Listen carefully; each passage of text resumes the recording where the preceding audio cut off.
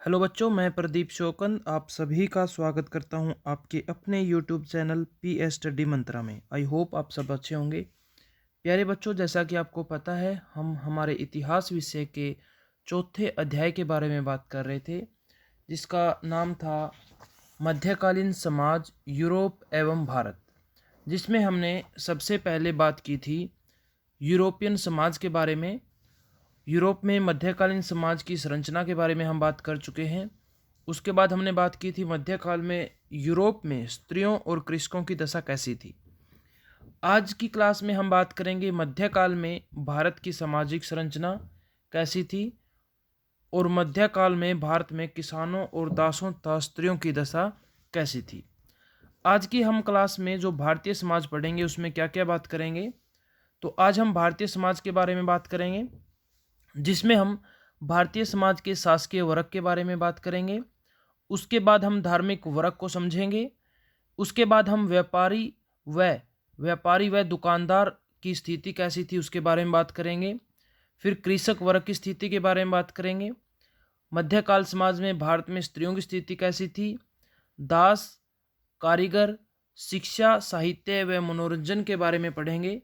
और अंत में हम पढ़ेंगे भक्ति आंदोलन के बारे में। तो ये सब बातें हम भारतीय समाज के बारे में जानेंगे आज। इसके अलावा कुछ महत्वपूर्ण शब्द भी हम पढ़ेंगे, जैसे मवासात क्या होता है, उलेमा क्या होता है, मकदब क्या होता है, बलूतेदार क्या होता है और धर्मांतरण क्या होता है। तो चलिए आज की हम क्लास शुरू करते हैं, पढ़ना शुरू करते हैं। भारतीय समाज। मध्यकाल में भारतीय समाज की संरचना बड़ी जटिल हो गई थी। तुर्कों के भारत पर आक्रमण के बाद मध्य एशिया से जीवन की तलाश में यहाँ बड़ी संख्या में लोग आए। उनमें से अधिकांश ने भारत में रहना आरंभ कर दिया। बहुत सारे यहीं भारत में रहने लग गए। वे भारतीय समाज का अंग बन गए, लेकिन अपनी पहचान अलग बनाए रखने में भी सफल हुए।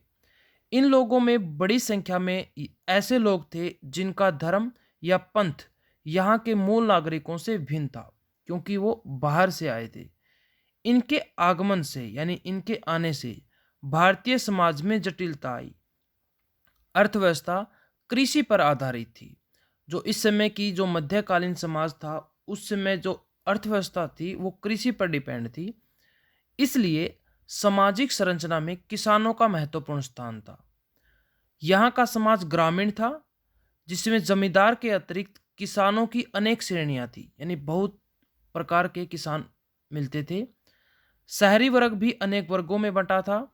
शहरी वर्ग में मुख्यतः व्यापारी, कारीगर, बुद्धिजीवी लोग शामिल थे। धार्मिक व सामाजिक दृष्टि से इस समाज में अनेक वर्ग थे। चलिए एक एक करके बात करते हैं। सबसे पहले है शासकीय वर्ग। इसमें एक वर्ग वह था जो शाही शक्ति या केंद्रीय सत्ता का प्रतिनिधित्व करता था, यानी कि जो शासक होता था। दूसरा वर्ग उन स्थानीय शासकों, सरदारों और भूस्वामियों का था जो स्थानीय शक्तियों के प्रतिनिधित्व करता था। एक था जो केंद्रीय सत्ता का प्रतिनिधित्व करता था और एक जो स्थानीय शक्तियों का प्रतिनिधित्व करता था। यह शासकीय वर्ग शासकीय कार्यों में संलग्न था, यानी लगा रहता था। शासकों के साथ सत्ता में भागीदारी रखता था तथा ऊंचा वेतन प्राप्त करता था। यूरोपीय सामंतों की तरह ये भूमि के मालिक तो नहीं थे, लेकिन प्रभावशाली जरूर थे। पूर्व मध्यकाल में सत्ता पर नियंत्रण स्थानीय शासकों को था, लेकिन दिल्ली सल्तनत की स्थापना के बाद केंद्रीय सत्ता पर तुर्कों के आधिपत्य ने इनको दूसरी श्रेणी में पहुंचा दिया। जैसे ही तुर्कों का आक्रमण हुआ और दिल्ली सल्तनत की नींव रखी गई, यानी कि 1206 में मोहम्मद गोरी का जो दास था, जिसे कुतुबुद्दीन ऐबक कहते हैं, उसने दिल्ली सल्तनत की नींव रखी। और उसके बाद दिल्ली सल्तनत पर कुल 5 वंशों ने राज किया। जैसे कि सबसे पहले ऐबक ने गुलाम वंश की स्थापना की, उसके बाद खिलजी वंश आया, उसके बाद तुगलक वंश आया, फिर सैयद वंश आया और अंत में लोदी वंश आया। और लोदी वंश का जो अंतिम शासक था इब्राहिम लोदी, उसको 1526 में मुगल शासक बाबर ने पानीपत के पहले युद्ध जो 1526 में हुआ, हराकर दिल्ली के अंदर या भारत के अंदर मुगल वंश की नींव रखी। चलिए आगे बात करते हैं। मुगल काल में यानी 1526 से मुगल काल शुरू हो गया, इनकी यही स्थिति बनी रही। इस शासकीय वर्ग में एक ऐसा वर्ग भी था जो गांव में रहता था, जिसको शासकीय अधिकार प्राप्त थे। यह वर्ग भूस्वामियों का वर्ग था, जो भूमि के स्वामी थे। ये बड़ी भूमि के स्वामी थे और तथा राज्य इन्हें बड़े क्षेत्रों से लगान या कर एकत्रित करने का दायित्व भी सौंप देता था, जिसके बदले में ये राजा से पारिश्रमिक भी प्राप्त करते थे। ये भूस्वामी ग्रामीण स्तर पर शीर्ष स्थिति में थे, यानी कि टॉप पर थे। ये सेना भी रखते थे। इनके अपने किले होते थे, जो दुर्ग रक्षा के साथ साथ इनकी प्रतिष्ठा के प्रतीक थे। देश के विभिन्न भागों में अलग अलग नामों से जाने जाते थे, जैसे कहीं पर इन्हें नायक, कहीं पर इन्हें राय कहकर पुकारा जाता, कहीं पर इन्हें चौधरी कहकर पुकारा जाता। शहरी अभिजात की तुलना में इनकी आमदनी सीमित थी, लिमिटेड थी। ये सामान्य किसानों की तरह रहते थे। मध्यकाल में एक शक्तिशाली ग्रामीण भूस्वामी केंद्रीय शक्ति के लिए चुनौती समझा जाता था। उसके बाद दो महत्वपूर्ण शब्द हैं, जैसे कि मवावात हमने की थी कि मवासात क्या होता है।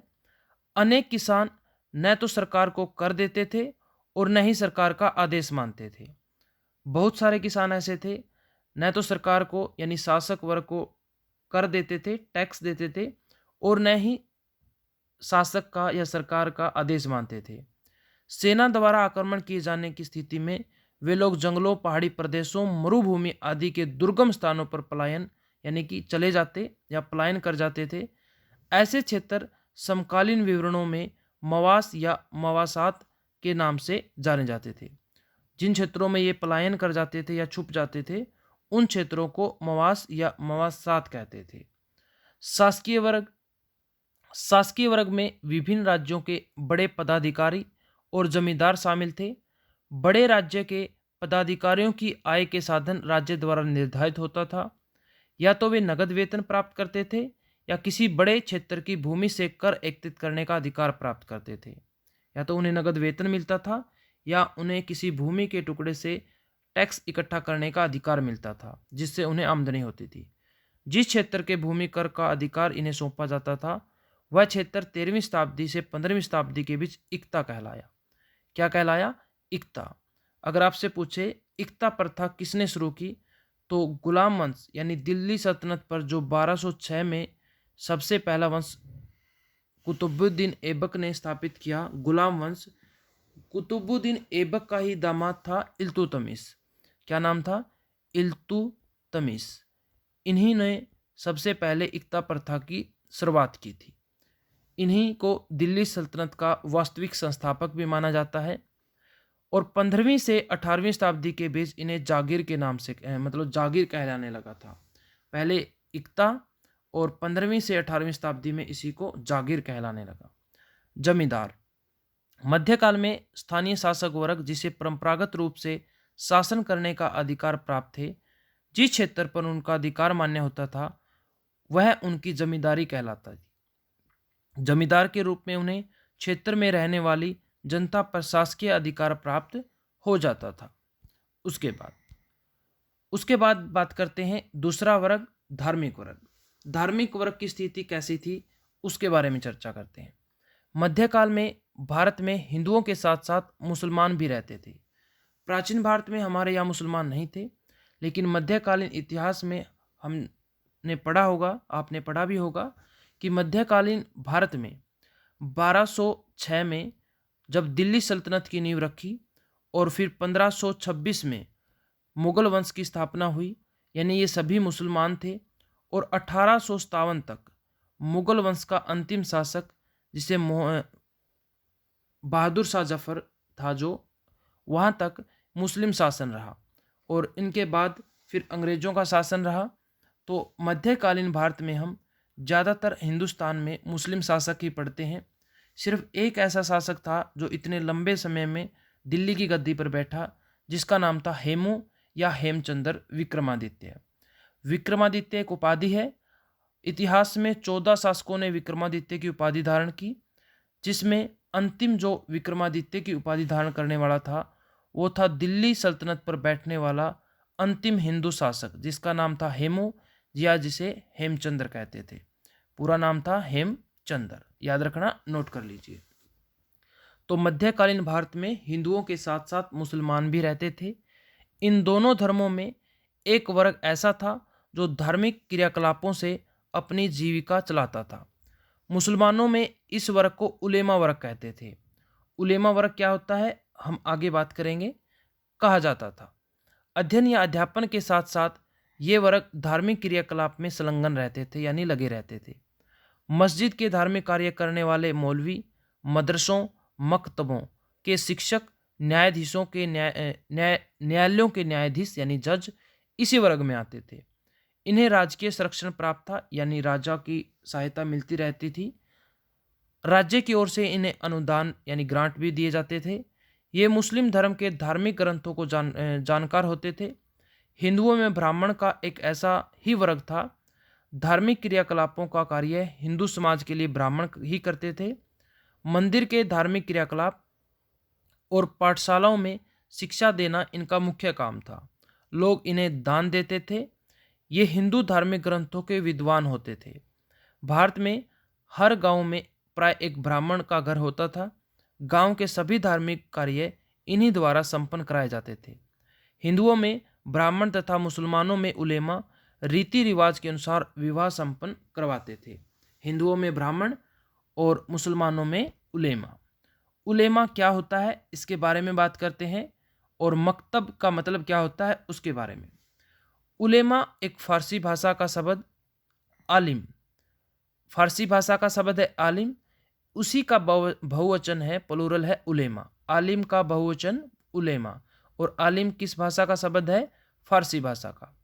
आलिम मूल रूप से इल्म से बना है। आलिम किससे बना है? इल्म से। और इल्म का अर्थ होता है ज्ञान। इल्म का अर्थ होता है ज्ञान, अर्थात इल्म रखने वाला आलिम होता है। मध्यकाल में मुस्लिम समाज के विद्वान लोगों को का यह मुख्य वर्ग था जिसे उलेमा कहते थे। मुस्लिम समाज में विद्वान लोगों का जो समूह होता था उसे उलेमा कहते थे, यानी जो ज्ञान रखने वाला होता था उसे।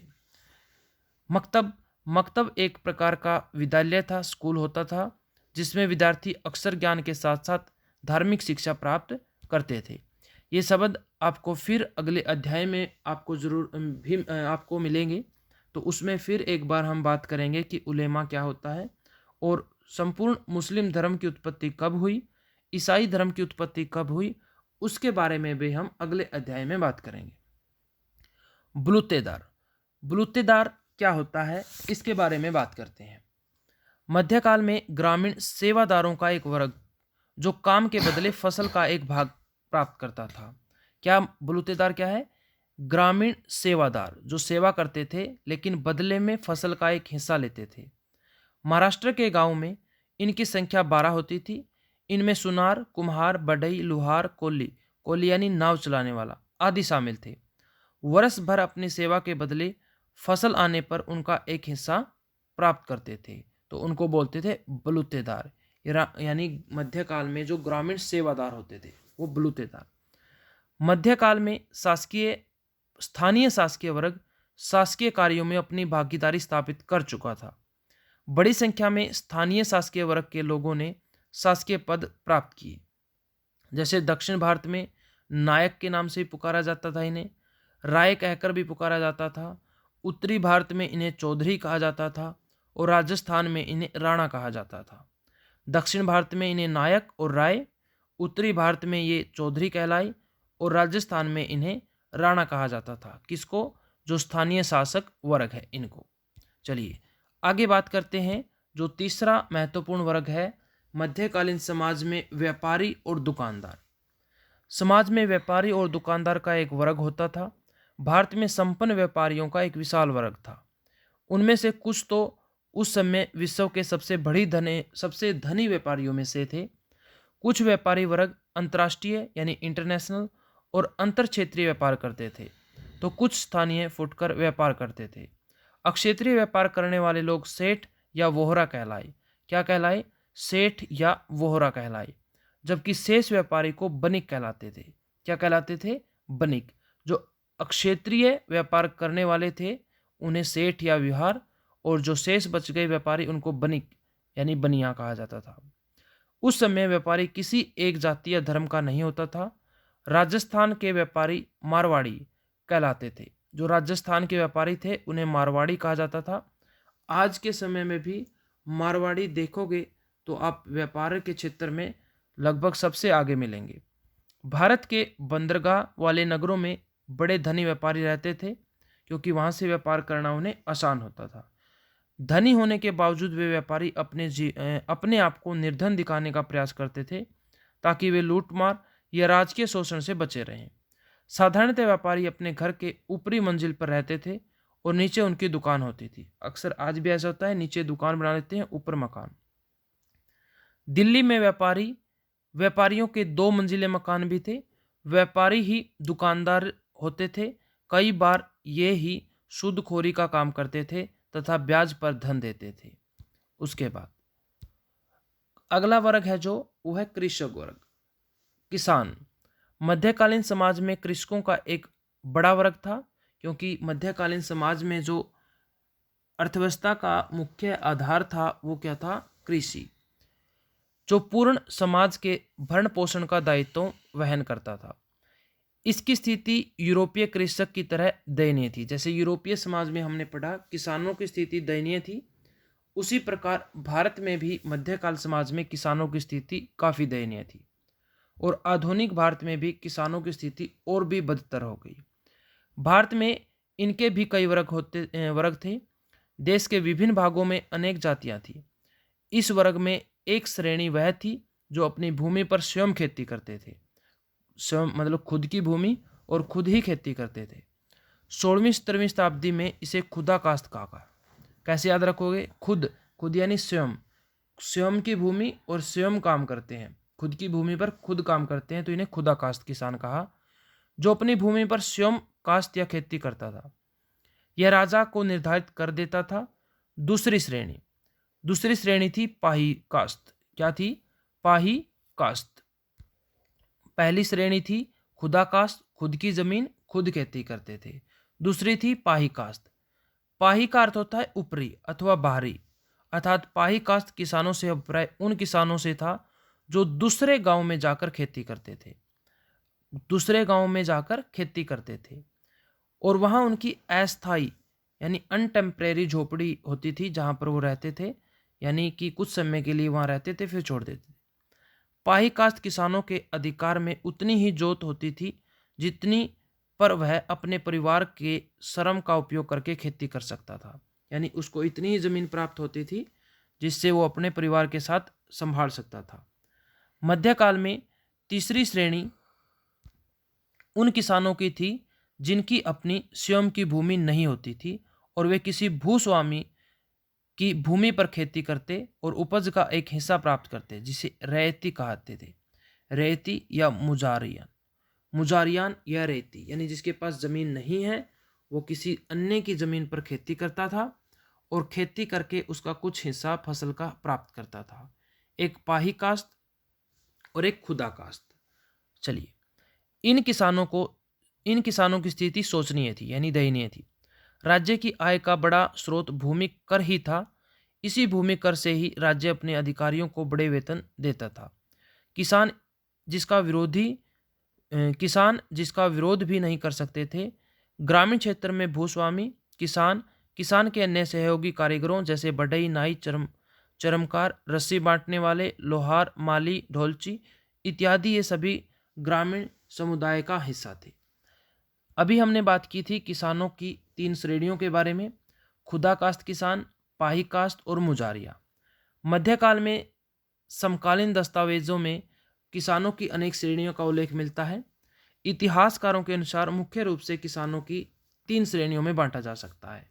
खुदा काश्त यानी खुद की जमीन है और खुद ही खेती करते हैं, यानी खुद ही उस अपनी जमीन के मालिक हैं और वे अपने बैल और हल के साथ खुद खेती करते हैं।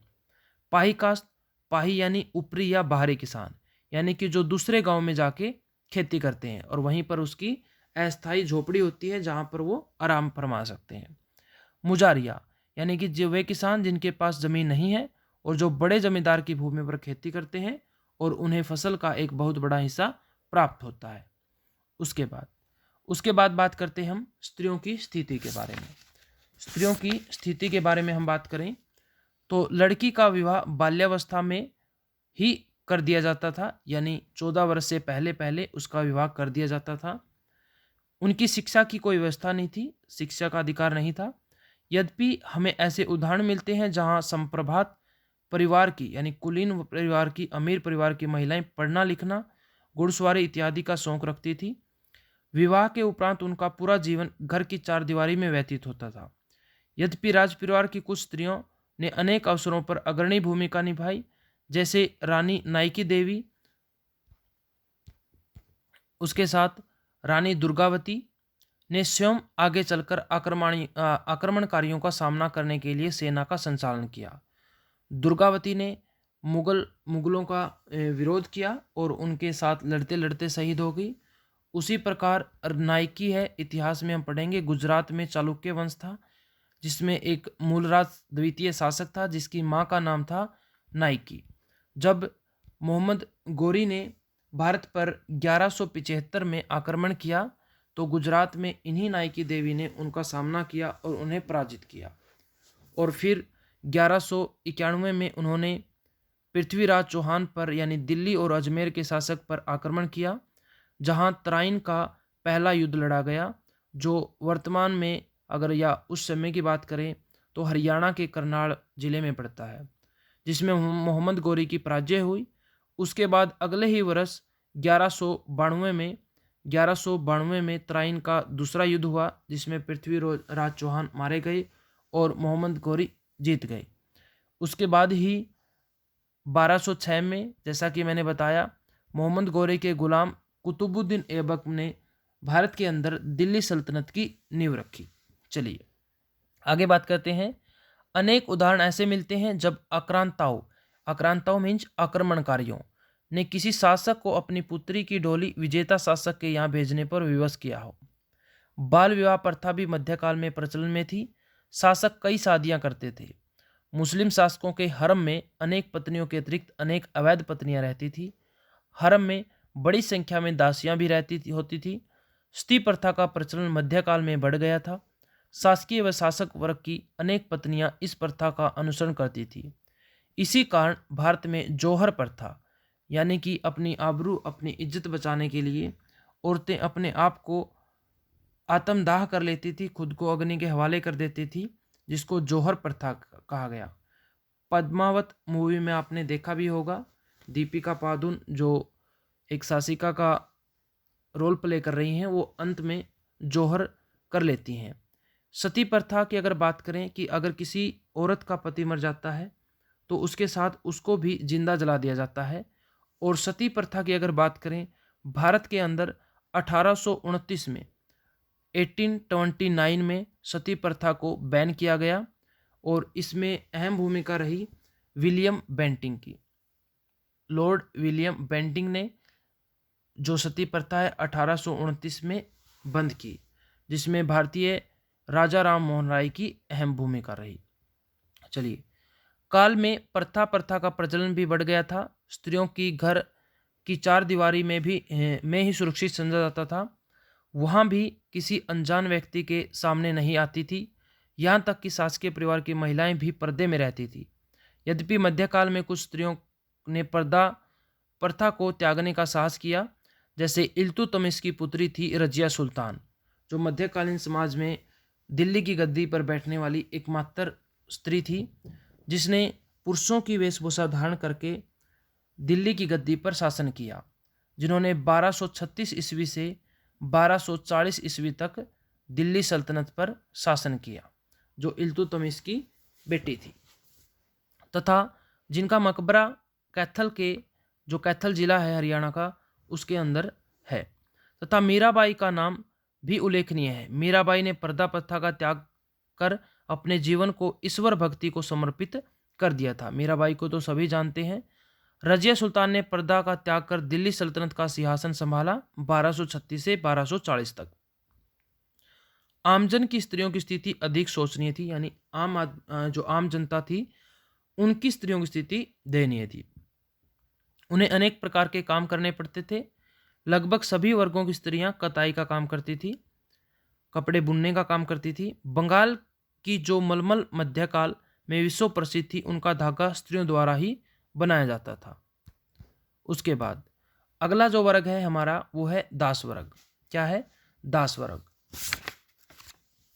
चलिए, मध्यकाल में भारत में दास प्रथा का बोलबाला था। अधिकतर युद्धबंदियों को व कर न दे पाने वालों को दास बना लिया जाता था। गोवा और दिल्ली में दासों की बड़ी मंडियां लगती थी। स्त्री पुरुष बच्चे सभी दासों में सम्मिलित थे। दासों का धर्म परिवर्तन कराकर उन्हें मुस्लिम बनाकर उन्हें विभिन्न सेवा कार्यों जैसे घरेलू कार्य, पिकदान उठाना, छत्तर उठवाना, अंगरक्षक कार्य इत्यादि करवाए जाते थे। इनकी दशा अत्यंत शोचनीय थी। मुगल काल में अकबर ने युद्धबंदियों को दास बनाने की प्रथा को बंद किया था, यानी अकबर ने मध्यकालीन इतिहास में दास प्रथा को बंद किया था। उसके बाद कारीगर। मध्यकालीन भारत में कारीगरों का भी एक वर्ग था जो अपने कार्य में बड़ा दक्ष था। मध्यकाल में भारत में भवन निर्माण का एक बड़ा कार्य था, जिसमें बड़ी संख्या में कारीगर काम करते थे। इसके अतिरिक्त गांव और नगरों में अनेक कारीगर वस्तु निर्माण का कार्य में लगे होते थे। ये आमतौर पर जातियों के रूप में संगठित होते थे। कपड़ा उद्योग एक ऐसा उद्योग था जिसमें बड़ी संख्या में कारीगर शामिल होते थे। कागज बनाने के उद्योग में भी बड़ी संख्या में दक्ष यानी निपुण कारीगर काम करते थे। बड़ी संख्या में कारीगर कच्चे रेशम के अटेरने व नील बनाने का काम भी करते थे। ग्रामीण कारीगर मुख्यतः घर में ही काम करते थे, जैसे जुलाहे के परिवार में स्त्रियां व बच्चे कपास से बिनोला अलग करते, सूत काटते, जबकि पुरुष कपड़ा बुनते। मुख्य रूप से इन कारीगरों के दो भागों में बांटा जा सकता है। एक वे ग्रामीण कारीगर जो साल में कुछ महीनों में ही काम करते हैं, जैसे तेली, गुड़ बनाने वाले, नील तैयार करने वाले। और दूसरे वे जो पेशेवर कारीगर हैं, जो हमेशा यही काम करते हैं, जिनमें व्यापारी कच्चा माल उपलब्ध करवाकर और अग्रिम धन लेकर, यानी पहले धन लेकर, एडवांस लेकर निर्माण कार्य करवाते थे। इन कारीगरों में जो अपने काम में दक्ष हो जाते थे, दूसरे कारीगर उनसे काम सीखने के लिए उनके अधीन काम करते थे। मध्यकालीन भारतीय समाज में वही कारीगर थे जिनकी बनाई वस्तुओं की पश्चिमी जगत में, यानी कि यूरोपियन कंट्रियों में बहुत अधिक मांग थी। इसी मांग के चलते यूरोपियन व्यापारी भारत में व्यापार करने के नए मार्ग तलाशने लगे थे और 1498 में पहली बार पुर्तगाली यात्री था वास्को डी गामा, जिन्होंने भारत को आने वाले समुद्री मार्ग की खोज की थी। उसके बाद फिर पुर्तगालियों के बाद डच आए, फिर अंग्रेज आए, फिर डेनिश आए और फिर फ्रांसीसी आए, और अंत में अंग्रेजों ने फिर भारत पर शासन किया। उसके बाद हम बात करते हैं शिक्षा, साहित्य एवं मनोरंजन के बारे में।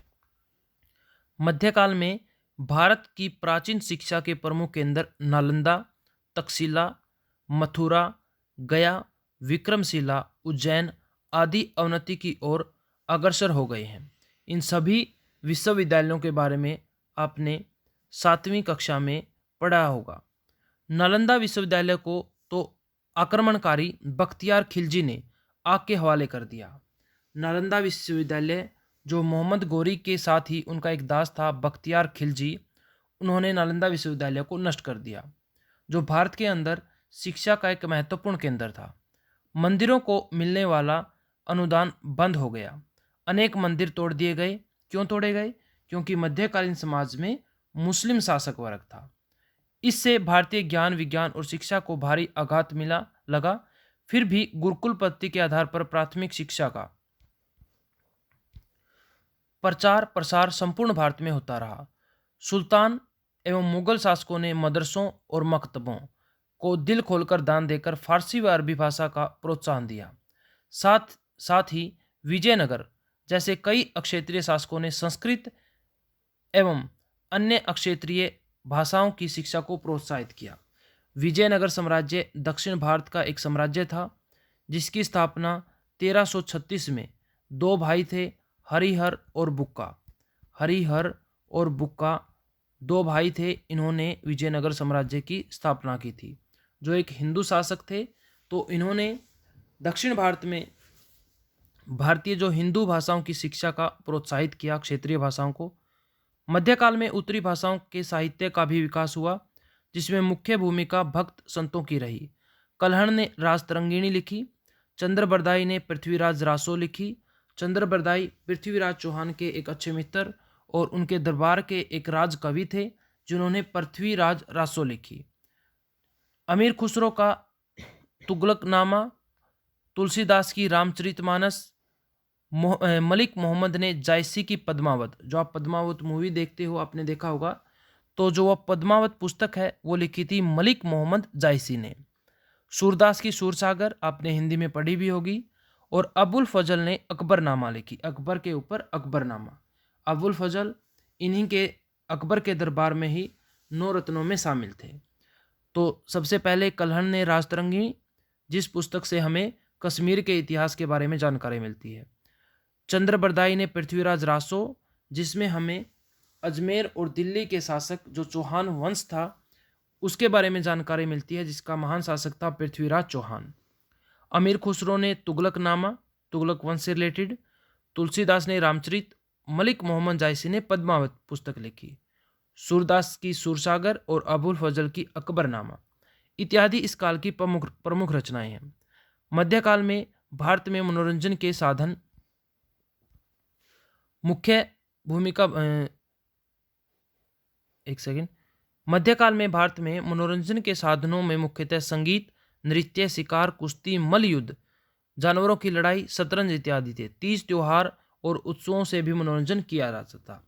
उसके बाद अगर बात करें धर्मांतरण की, मध्यकाल में भारत में आक्रमणकारियों, व्यापारियों और सूफियों के साथ इस्लाम का आगमन हुआ। 636 ईस्वी से 1761 ईस्वी तक भारत पर विदेशी आक्रमणकारियों के लगातार आक्रमण होते रहे। ये आक्रमणकारी अपने साम्राज्य विस्तार, धन की लूट और इस्लाम का प्रसार आदि उद्देश्य से प्रेरित थे। यानी इन सभी आक्रमणकारियों का मुख्य उद्देश्य था अपने साम्राज्य का विस्तार करना, धन लूटना और साथ साथ में अपने धर्म इस्लाम धर्म का प्रसार करना। लेकिन उन्हें भारत की जनता के प्रतिरोध का सामना करना पड़ा। धर्मांतरण के लिए तलवार और अग्नि की नीति असफल रही, तो लोभ लालच का सहारा देकर जजिया लगाकर धर्मांतरण का प्रयास किया गया। जजिया एक प्रकार का टैक्स था जो मुस्लिम शासक क्षेत्र में गैर मुस्लिम जो व्यक्ति रहते थे उन्हें देना पड़ता था, लेकिन इसमें उन्हें आंशिक सफलता ही मिल पाई। 1800 ईस्वी तक अविभाजित भारत की कुल जनसंख्या में मुस्लिम और हिंदुओं का अनुपात 1:7 था, यानी 8 व्यक्तियों में से 1 मुस्लिम और 7 हिंदू, अर्थात 15% से भी कम आबादी का ही धर्मांतरण हुआ, यानी जिन्होंने अपना धर्म बदला। भक्ति आंदोलन मध्यकालीन भारतीय समाज की एक प्रमुख विशेषता भक्ति आंदोलन का प्रचार और प्रसार था। मध्य युग में भारतीय समाज के कर्मकांडों, अंधविश्वासों, भेदभावों से मुक्त कर इसके आत्मविश्वास, आत्मसम्मान को जागृत करने के लिए भक्ति आंदोलन का उदय हुआ। विभिन्न संतों जैसे रामानंद, गुरु नानक देव, चैतन्य महाप्रभु, दादू दयाल, नामदेव, तुकाराम, रविदास, कबीरदास, मीराबाई, सूरदास, रसखान ने अपनी वाणी से समाज की कुरीतियों यानी बुराइयों को के विरुद्ध जागृत किया। कुछ सूफी संतों जैसे निजामुद्दीन औलिया, इन्हीं ने कहा था कि दिल्ली अभी दूर है। निजामुद्दीन औलिया ने ही कहा था कि दिल्ली अभी दूर है। शेख फरीद, सलीम चिश्ती आदि ने अपनी वाणी से समाज में सद्भाव की भावना उत्पन्न की। इन सभी के बारे में आप 8वीं क्लास में पढ़ के आए हो। एक अध्याय है जिसमें सभी के बारे में विस्तार से बताया गया है। आगे हम बात करते हैं। चलिए, यहाँ हमारा अध्याय है जो मध्यकालीन समाज, यूरोप एवं भारत कंप्लीट हुआ, जिसमें हमने बात की यूरोप एवं मध्यकाल में भारतीय समाज की संरचना के बारे में। तो उम्मीद करता हूँ आप सभी को पूरा अध्याय अच्छे से समझ में आया होगा। अगर आपको क्लास पसंद आई हो तो अपने दोस्तों के साथ शेयर जरूर करें और लाइक करना बिल्कुल ना भूलें, और अभी तक सब्सक्राइब नहीं किया है तो सब्सक्राइब जरूर कर लें। ओके बच्चों, thank you, have a nice day, take care.